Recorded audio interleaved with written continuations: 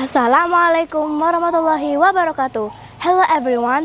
Today I am excited to take you on a tour of our school beautiful environment. We'll be focusing on the amazing plants that make our school a green and vibrant place. Let's start with our school garden. This is a rose garden. It is a special place where we grow a variety of plants.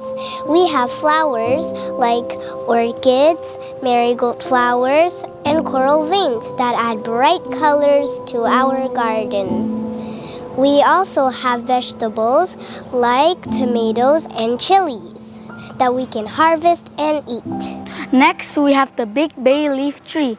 This tree is very tall and provides shade for us on hot days and is home to many birds. Sometimes we even have our classes near the tree.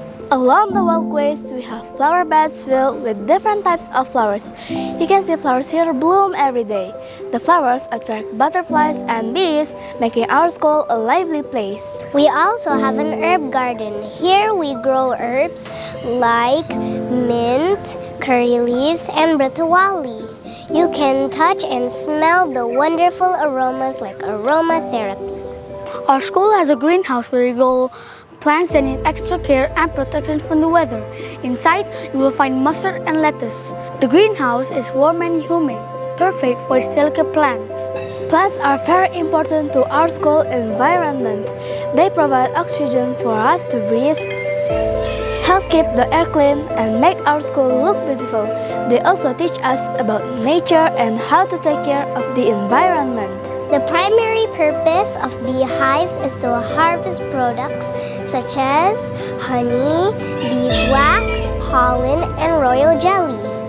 We have two types of bees, such as mellifera bees and stingless bees.